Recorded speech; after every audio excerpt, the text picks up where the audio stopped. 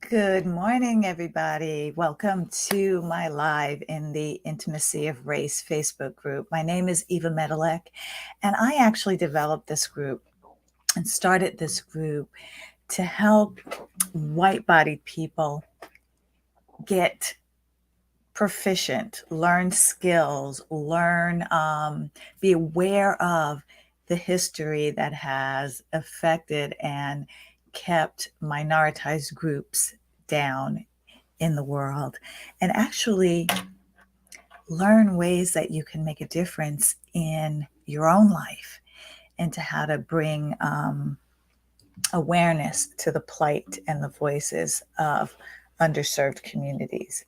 So today, I just want to acknowledge the new bill that President Biden signed into place.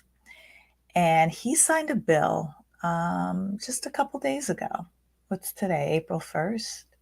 He signed a bill about 3 days ago, making lynching a federal hate crime. So here we are in March of 2022. And lynching has been a form of racial terror within the Black community for hundreds of years. And, the murder of George Floyd was, in fact, a modern day lynching. There wasn't a rope around his neck, but there was a knee on his neck. And that level of public lynching happens in so many forms and shapes in modern society that maybe we don't call it lynching, but it actually is a form of lynching. And so it took President Biden to finally get this bill passed. And I was reading about that. I was reading about that process, if you will. And what I did read that they call it the law, the Emmett Till Anti-Lynching Act, to make lynching a federal hate crime, and a historic first that comes after more than a century of failed efforts against racial violence. Hundreds and hundreds of similar bills have failed to pass over the years. Several federal hate crimes laws were enacted, but no federal law expressly prohibited lynching until March 29th. And it's a law that is punishable up to 30 years in prison. And here's a fact: more than 4,000 people, mostly African Americans, were reported lynched in the United States from 1882 to 1968 in all but a handful of states. But here's the thing: 99% of the perpetrators of these terror lynching acts escaped state or local punishment. Like, how is that possible? That no one was ever tried, convicted, whatever. 99% of that failed. Like, what does that say about ourselves? What does that say about the United States? I mean, the more I learn about the fabric of this country, we have a pretty fancy book cover. The American dream, live in America. Your dreams are possible in America. And I watched West Side Story a couple weeks ago, and I remember, the song that Rita Moreno as Anita sang. And just how that song went. Oh gosh, I'm losing the lyrics. I like to be in America. Okay, by me in America. Everything free in America. For a small fee in America. And life is all right in America. And it was countered: if you're all white in America. And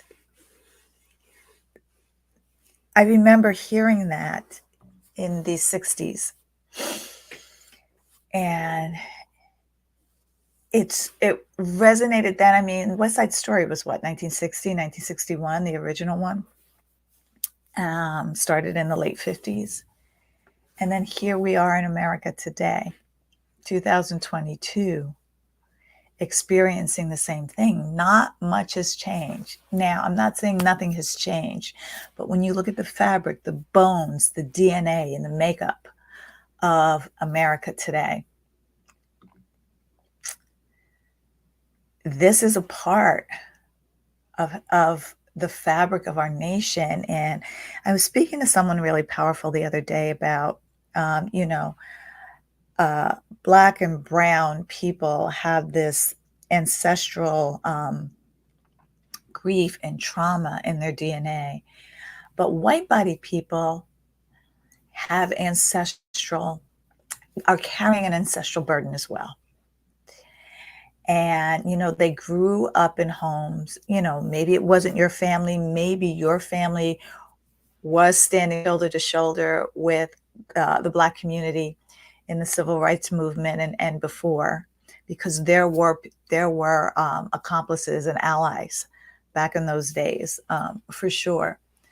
But there is that burden of the shame and guilt about how your ancestors, someone down your line, perpetrated these acts of violence, supported these acts of violence, was silenced against these acts of violence. So, whatever that may be, my point in having this intimacy of race group, and please join it if you haven't, um, is to let the pain of our past just give us lessons on how we want to be in the present and in the future.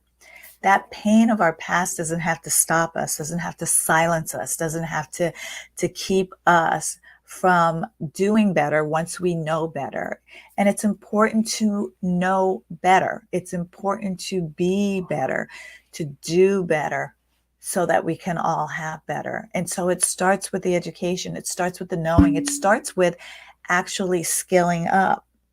You know, most people, when they listen to the stories that people of color share about their experience being in this skin in a white centered world, most people listen to react or to vent or to respond or to give their opinion. And I just want to encourage everybody to not, but to really learn the skill of listening and acknowledging someone else's reality that maybe you cannot identify with, you cannot relate to, you cannot fully empathize with, because you can't imagine what it's like to walk around in Black or brown skin and be automatically looked at as suspicious or different or unsafe or whatever that is, depending upon how deep the melanin is in your skin, whether you're male or female, whether the texture of your hair is a certain way.